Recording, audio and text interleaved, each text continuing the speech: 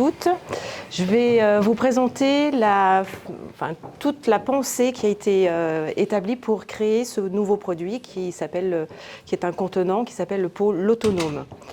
Alors, pour pouvoir démarrer, on va dire, cette étude, on est parti de la construction de l'offre, donc bien évidemment, tout simplement de l'analyse.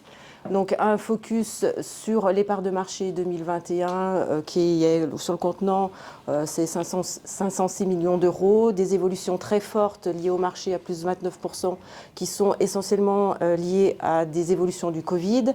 Le focus, c'est que en fait, Teract, c'est 57,8 millions d'euros sur le contenant en général. Dans le contenant, il y a la terre cuite, la céramique, il y a beaucoup de matières, et dont 21 millions pour le plastique, donc ce qui nous concerne, avec une dominance forte sur la décoration, puisque le contenant représente 62% de nos parts de marché. Donc la revue de gamme, elle s'est faite, ce projet a démarré en gros en 2019, en décembre 2019, et elle sort que maintenant, donc on a mis 2 ans pour établir ce produit, donc d'où la complexité.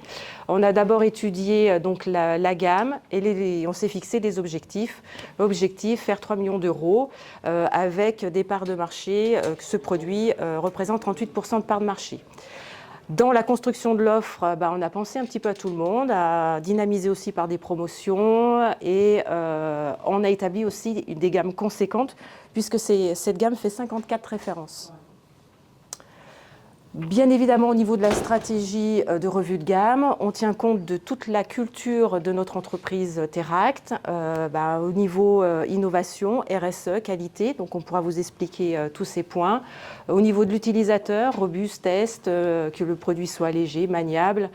Et bien évidemment, on s'intéresse aussi donc, à l'utilisateur et aux études de marché pour que notre produit se vende le mieux possible au niveau des consos. La gamme contenant chez Teract, la gamme contenant, elle est du coup très importante, donc avec une grande diversité de pots ronds, de pots carrés, de sous-coupes, de jardinières, avec des multicouleurs, des multimatières. Et notre focus est bien donc sur le plastique. Donc il a d'abord fallu faire donc, un état des lieux. De cet état des lieux, on a vu une structure de l'offre que sur le plastique, où on avait une grande diversité au sein de nos réseaux, Jardiland, gamme vert, beaucoup de contenants différents.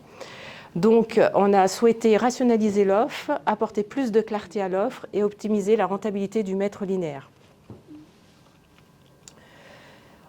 La stratégie au niveau de l'innovation, une fois qu'on a posé les choses, qu'on s'est dit il y a une grande diversité chez Teract, il faut qu'on mutualise, qu'on rationalise, on a observé l'utilisateur. Alors, au niveau de la méthode, donc on observe l'utilisateur, on identifie des besoins, ensuite on décrit dans un cahier des charges d'usage.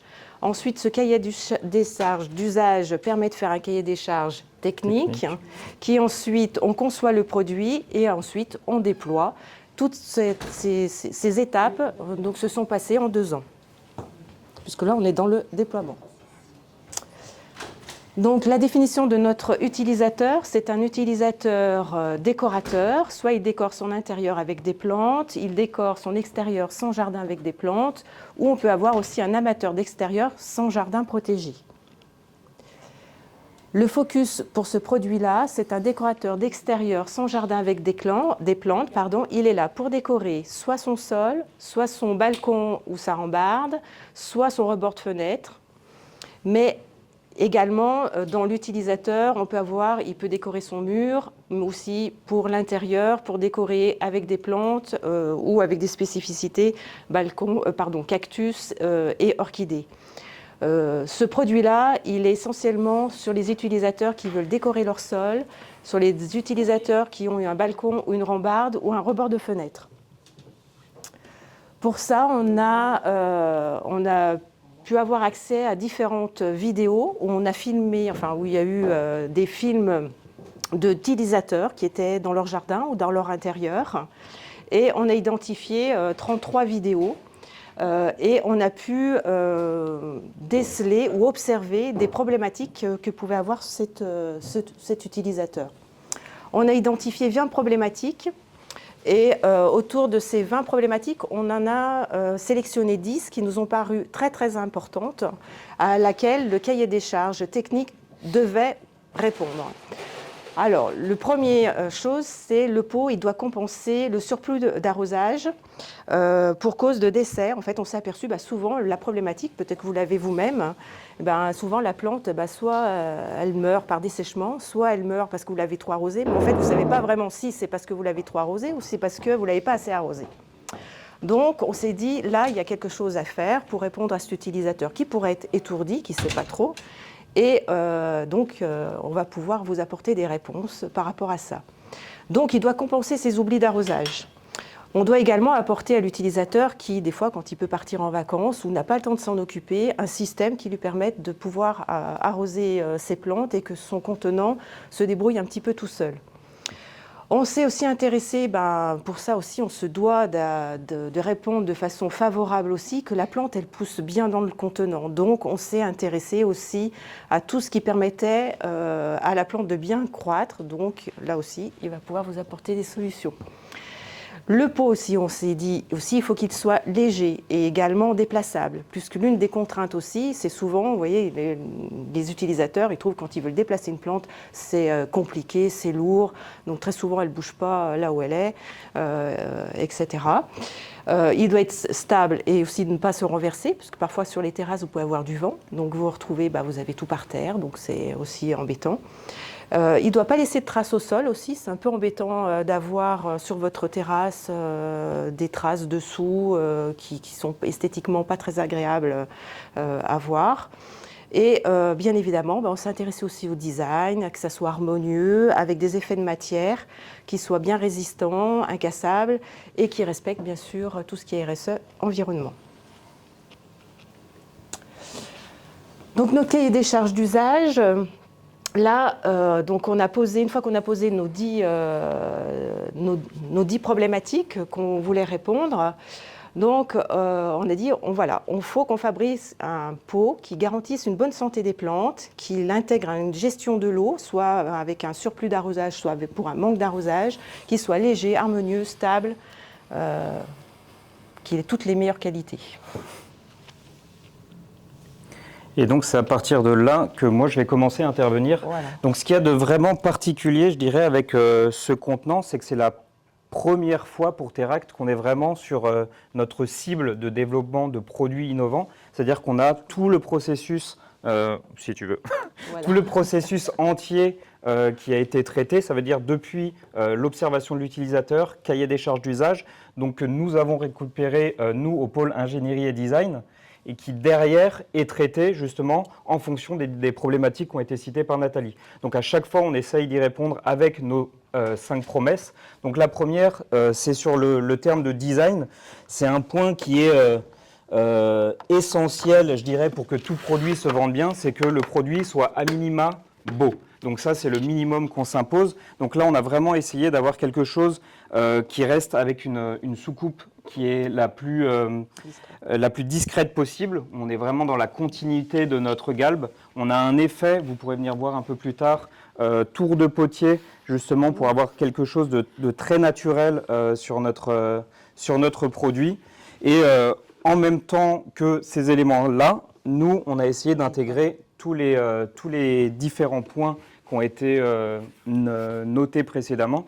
Donc le premier, enfin moi je considère que c'était le premier, c'est le côté résistant. C'est-à-dire qu'aujourd'hui, quand un client vient en magasin pour tester son produit, ça peut paraître très étonnant parce qu'au final, toute la masse est à l'intérieur, donc l'effort est vers l'extérieur. Vraiment ce qui va pousser le pot pour avoir sa résistance, il faudrait qu'il soit très résistant plutôt sur ce mouvement-là. Pourtant, quand on le teste en magasin, on appuie comme ça sur notre contenant. Donc en fait, on a fait des tests de formes. Il y a des formes qui ont été développées et analysées pour être sûr d'avoir une bonne résistance quand on vient justement tester notre produit. À côté de ça, pour répondre à le côté complexité de transport, on a intégré sur les plus gros contenants Là, on est sur un diamètre 30. Il y a des contenants qui vont à 40 et 50 cm. Donc, on commence à vraiment avoir des charges qui sont assez importantes. On a la possibilité d'intégrer sur le dessous des galets roulants qui permettent de déplacer très facilement le produit chez soi.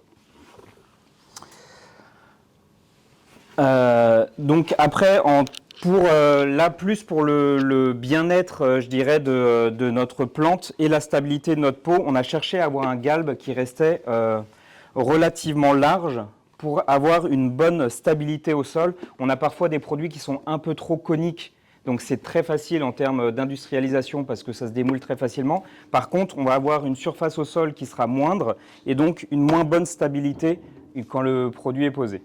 Donc on a vraiment essayé de maximiser cet élément-là pour la stabilité, mais également pour le développement racinaire. Plus la plante a d'espace pour se développer, mieux elle se porte. Hop.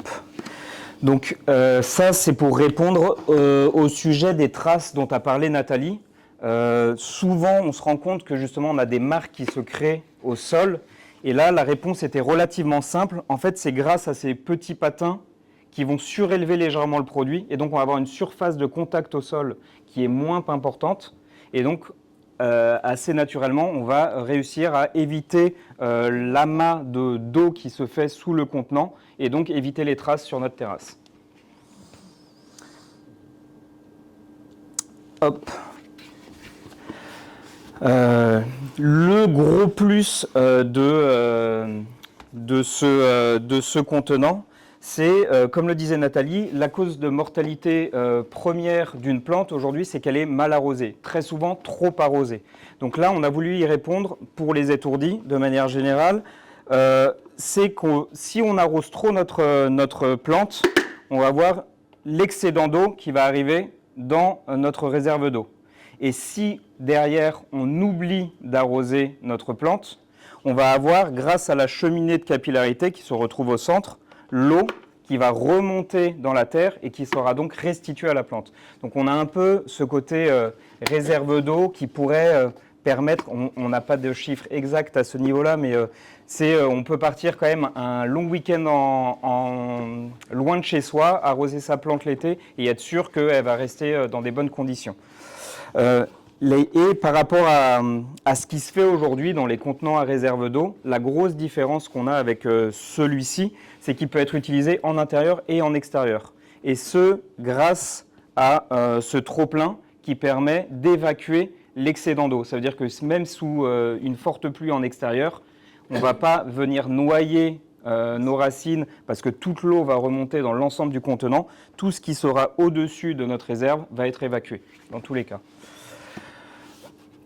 Et le plus, là, c'est quand on arrive vraiment pour les gros flemmards.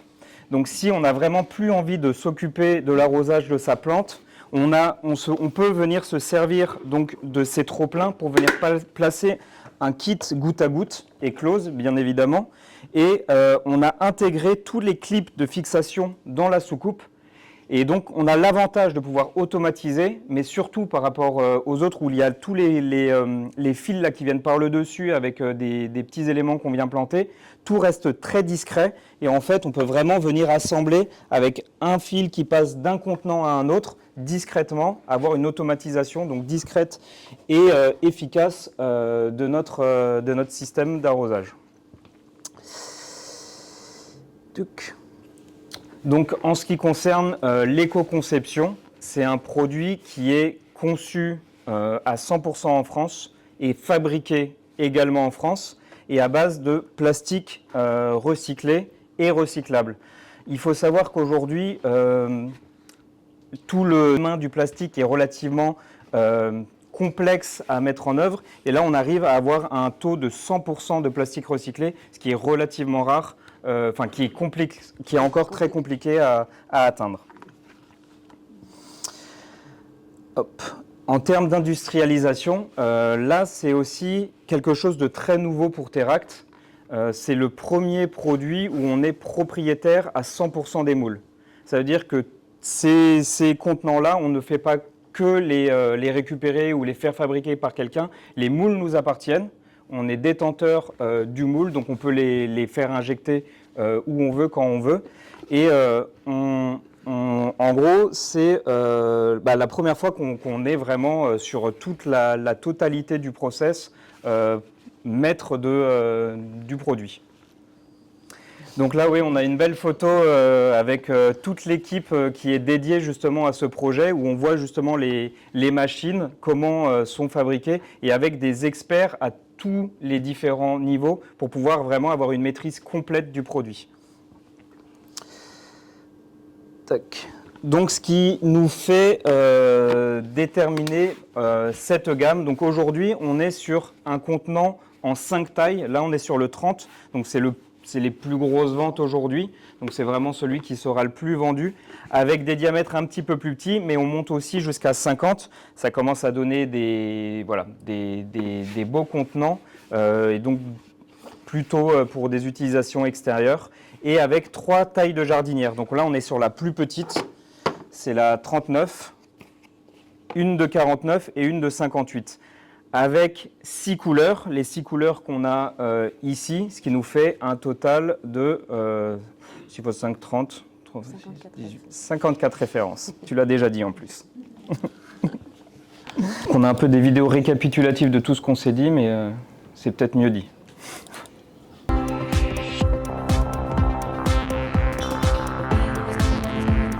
Depuis plusieurs mois, InVivo Retail a développé une nouvelle méthode de conception de son offre basée sur l'observation des utilisateurs.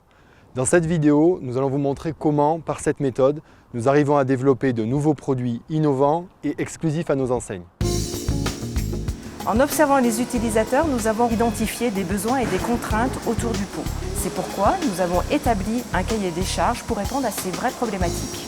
L'un des besoins majeurs est la gestion de l'arrosage.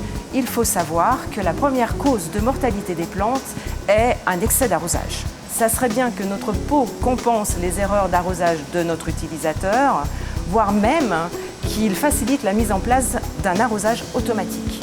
Ces observations et besoins utilisateurs, Nathalie va les hiérarchiser dans un brief qu'on appelle le cahier des charges d'usage. C'est ensuite le pôle ingénierie et design qui prend le relais pour transformer ces observations utilisateurs en des caractéristiques produits. C'est ce qu'on appelle le cahier des charges techniques. Ensuite, on cherche le partenaire industriel le plus qualifié pour produire notre innovation. Nous sommes aujourd'hui à quelques kilomètres de Chalon-sur-Saône, dans l'usine d'injection plastique Poétique. Alors l'enjeu principal de ce produit était la gestion intelligente de l'arrosage. C'est pourquoi on a créé une réserve d'eau avec plusieurs caractéristiques. Elle dispose d'une capacité de stockage d'eau optimale pour récupérer un maximum de l'eau d'arrosage en excès. Elle dispose d'un système de trop-plein pour éviter que l'eau ne stagne et ne noie les racines. Il ne faut pas oublier que c'est un pot à usage intérieur et extérieur. Elle est clipsée et invisible, en plus d'être esthétique. En complément de cette réserve, on a créé une cheminée. L'eau remonte par capillarité dans le substrat et subvient aux besoins de la plante sans la noyer. Enfin, si on souhaite automatiser son arrosage, on a ajouté des pinces de fixation cachées dans la soucoupe pour installer un système de goutte à goutte. La soucoupe comporte des créneaux, évitant la stagnation de l'eau et l'apparition de traces de salissure sur le sol de la terrasse.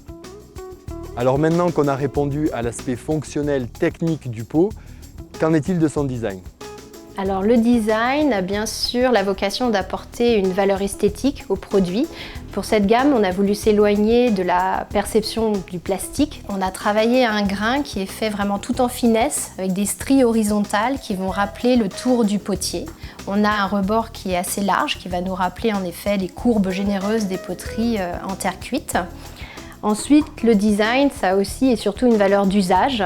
Pour cette gamme, on a un litrage important et on a une base très large, ce qui permet d'avoir une stabilité optimum sur toute la surface de la base du pot.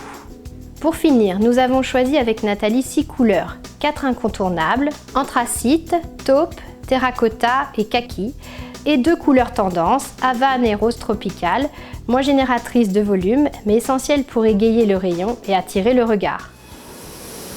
Une fois la conception terminée, on passe à la production. Pour cela, nous avons fait fabriquer nos propres moules d'injection qui nous appartiennent.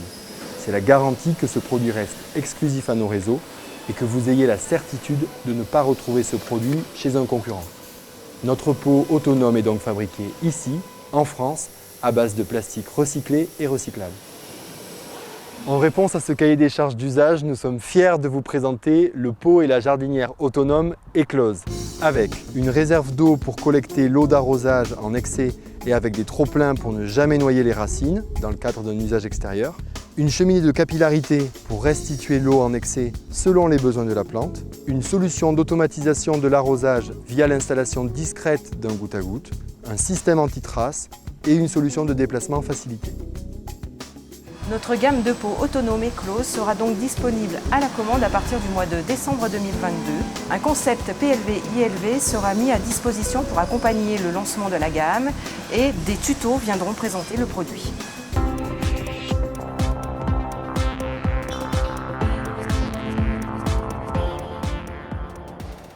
Donc maintenant on est sur le déploiement de l'offre, une fois qu'on a fait tout ce travail-là. Des planches là après c'est un petit peu du classique, des planches de merch ont été établies pour que l'implantation de ces produits se fasse, qu'il y ait une aide et un accompagnement auprès des magasins pour qu'ils puissent bien mettre les gammes en avant au sein de leur rayon, en respectant les typologies de chaque structure, Jardiland, gamme vert et les Delbar. Et également, il y a également une étiquette qui se pose sur le produit comme ceci, qui est sous une forme d'un petit volet et qui rappelle les techniques d'arrosage, ainsi qu'une PLV dans le magasin qui permet aussi à l'utilisateur de comprendre comment a été constitué ce produit et surtout de savoir s'il veut l'équiper au niveau d'un système de goutte à goutte. Tout a été établi pour pouvoir répondre au nombre de goutteurs qu'il lui faut, à la taille de son pot par rapport à sa plante, etc. Et même l'équipe NPP a fait des tests certifiés pour pouvoir faire ce document. Il a étudié, mesuré le taux d'humidité de la terre, etc. pour que le consommateur soit pas déçu et que ça corresponde bien. Donc c'est vraiment bien. Et ensuite, sur cette PLV, on propose aussi la vente additionnelle en produits Eclose, terreau, galets, goutte à goutte. Il y a des vidéos qui ont été faites aussi pour justement l'utilisation du contenant.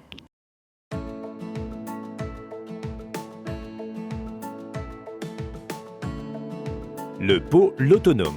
Quels sont ses atouts et comment fixer son kit goutte à goutte Eclose? C'est parti d'un constat. On ne sait jamais si on donne suffisamment d'eau à sa plante ou au contraire pas assez. Et l'issue en est souvent fatale. C'est pour sauver toutes ces plantes de nos erreurs d'arrosage qu'Eclose a créé sa gamme de pots l'autonome. Si la plante reçoit trop d'eau à l'arrosage, l'excès est récupéré dans une soucoupe sans noyer les racines. Et à l'inverse, si la plante a soif, l'eau dont elle a besoin remonte de la soucoupe vers le terreau par capillarité. À l'arrosage, la grille du fond du pot permet à l'excès d'eau de s'écouler hors du terreau sans inonder les racines. Cette eau est stockée dans la soucoupe en attendant que la plante ait de nouveau soif. Elle repart alors dans le terreau via la cheminée de capillarité à travers ces trous. Et si on a vraiment beaucoup trop arrosé, la soucoupe est munie de 2 trop-pleins. Ils permettent d'évacuer cette eau en excès une fois que la soucoupe est pleine. Cela évite ainsi que l'eau ne remonte pas dans le terreau jusqu'aux racines. Pas de souci donc pour utiliser ce pot en intérieur comme en extérieur. La pluie ne risque pas de saturer la soucoupe. Sous la soucoupe, des patins empêchent le pot de laisser des marques sur le sol, en intérieur comme en extérieur. La soucoupe s'intègre tellement bien au pot qu'on ne la voit quasiment pas. Le pot a une large base pour être bien stable, mais grâce à cette base plus large, vous pouvez aussi mettre plus de terreau et donc aider le développement des racines de la plante. Et pour ne plus du tout vous préoccuper de l'arrosage, ajoutez à vos pots et jardinières le système de goutte à goutte Eclose. Pour cela, rien de plus simple. Raccordez la pompe à votre réserve d'eau, coupez le tuyau à la longueur souhaitée, raccordez le goutteur, puis placez le tuyau au fond de la soucoupe. Un système de clip permet de tenir l'ensemble. Remettez la soucoupe sous le pot, le tuyau passe par les trop-pleins et vous pouvez ainsi raccorder jusqu'à 10 pots en série. C'est discret et efficace.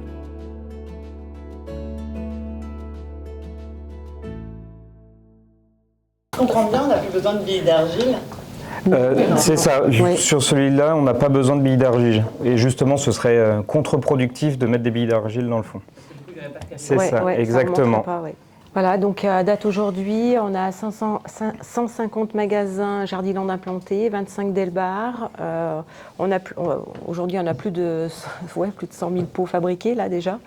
Et on est à 2,2 millions d'euros facturés à fin février, avec une communication qui est très très présente pour ce printemps. Et en termes de positionnement prix par rapport à la concurrence, même si j'ai compris que c'était... On est encore mieux placé. Non, on a un positionnement prix qui est plutôt moyenne gamme. Voilà. Oui, celui-là, ça commence à 5,50 et celui-là, il fait 10,90 €. Voilà. Voilà, mais je vous invite à, si vous voulez le regarder, hein. Regardez la finition. C'est ça, exactement.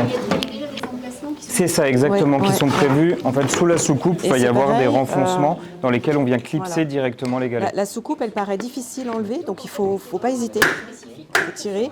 Voilà. C'est ça, exactement. Et quand il faut la remettre, il faut appuyer dessus. Oui, c'est pour celui-ci, oui, exactement. Voilà. Voilà.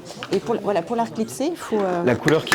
aujourd'hui, c'est ce que disait Nathalie, les voilà, il y a un point de classiques. compression, Voilà. comme ça permet... C'est ça. De toute façon, on reste sur les classiques et ce sera anthracite qui est au-dessus de tout. Le rose tropical, c'est un peu la surprise. Je pensais que ça allait être des ventes plus marginales. Je parle des couleurs, des questions des couleurs. Le rose... Qu'est-ce qui se vend le mieux? Et bien là, le rose est en train de sortir fort. Bon, il y a toujours l'anthracite, mais le rose, on s'y attendait pas, ouais. Ouais, Après, faut c'est tirer un un rose, petit peu pour déclipser. Voilà. Et avec effet... voilà. On a quasiment 12 heures d'îlot. On a 25 sur 40 Delbar, donc c'est plutôt bien pour des affiliés. Un bon retour. Et gamme verte, Le bout à plateforme, bout, il est à combien, Nathalie? il est à 39,90.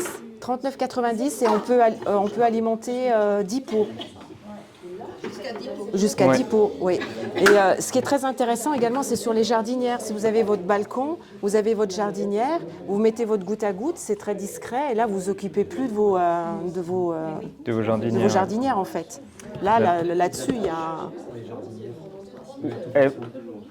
Elles vont être vendues en lot. Alors, il y a justement dans les offres promotionnelles, on a aussi étudié un box où il y a toute la PLV qui est autour et ils sont vendus aussi avec le support en métal pour pouvoir l'accrocher aussi, voilà.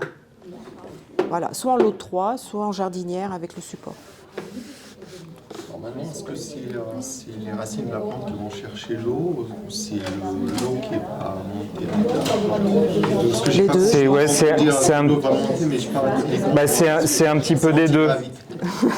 En fait, par capillarité, ça veut dire que l'eau va quand même remonter naturellement en s'accrochant au substrat.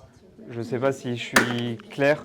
En fait, les racines de la plante, c'est ça. Les racines de la plante. La plante absorbe l'eau qu'il y a dans la terre environnante. Ça crée une dépression d'eau. Comme il y a du contact direct avec de l'eau, l'eau remonte comme en fait quand on prend un mouchoir et qu'on colle à une d'eau. Ça remonte quoi. C'est comme ça. C'est ça. Donc c'est les racines. C'est les racines qui vont venir ici. Et puis les racines aussi vont avoir tendance à être attirées vers le bas, à se rapprocher, d'aller chercher l'eau. Et là, quand il y a trop, pareil, il y a trop d'eau, le fait qu'il y ait cette grille-là, en fait, l'eau, du coup, elle vient pas noyer les racines, elle remonte pas totalement, elle se réévacue. Donc du coup, cette grille empêche aussi l'eau d'asphyxier les racines, de les noyer en fait. Voilà. Et là, après, par exemple, l'excès d'eau remonte par les petits trous, quoi, en fait. Et là, pareil, les techniciens ont mesuré, puis sont aperçus qu'il n'y a pas assez de trous sur certaines tailles. Il a fallu reprendre en disant il manque des trous parce que nos analyses et nos calculs, ça ne marche pas.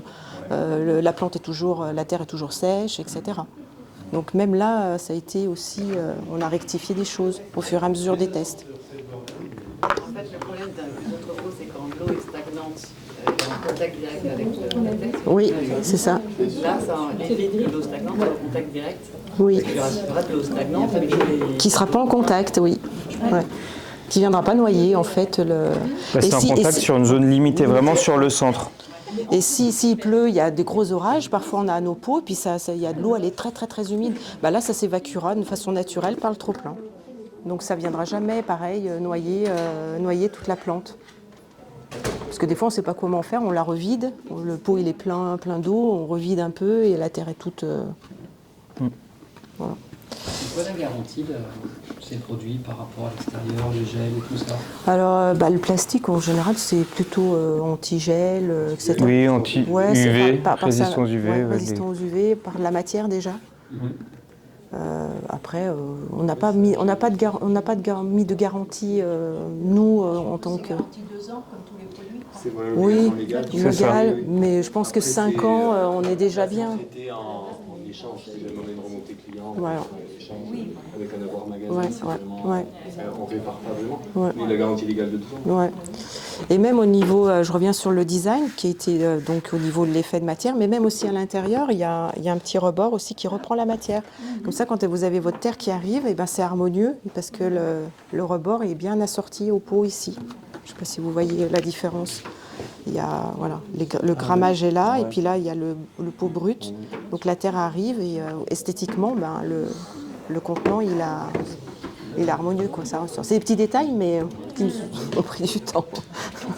Oui, il y a une bonne question sur les retours magasins. Comment est-ce que les magasins ont... Je pense qu'on peut répondre sur les retours magasins, comment est-ce qu'ils ont pu appréhender cette gamme, et même sur les premiers retours clients, parce qu'on a des premières sorties caisses. Les premières sorties caisses, on a des bonnes sorties caisses pour le moment. Et on a 15 jours là pour le moment, mais avec de grosses quantités sur le diamètre 30, et le diamètre 20 et 30, et la jardinière de 50. Et ensuite, sur quoi au niveau magasin, on a une belle adhésion sur le produit, etc. Après, la difficulté est plutôt sur le déploiement, comment le mettre en rayon, en fait. Et là, parfois, on a des gens qui ont mélangé des couleurs ou les goûts et les manières. Des fois, c'est pas toujours...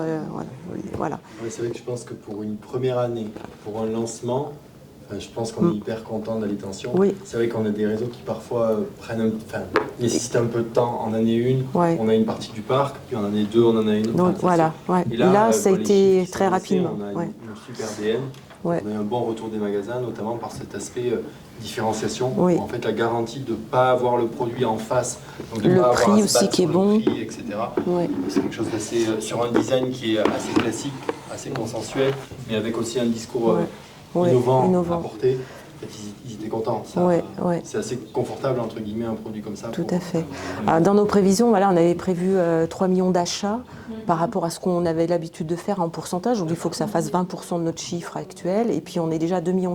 Alors on a à fin mars, quoi. Enfin mi-mars, d'enregistrer. Et les vendeurs maîtrisent tout l'argumentaire que vous avez... Ça, c'est la deuxième étape. Les tutos. On compte sur Campus. C'est la dernière étape. Il y a la force de vente MPP qui a été formée, donc, qui tourne dans les magasins pour accompagner. Il y a tous les experts, tous nos relais, les animateurs, les experts, tous nos relais magasins qui sont accompagnés. Les petites vidéos, parce qu'on a refait encore des vidéos d'implantation, comment implanter, parce qu'on s'est aperçu que certains n'avaient pas...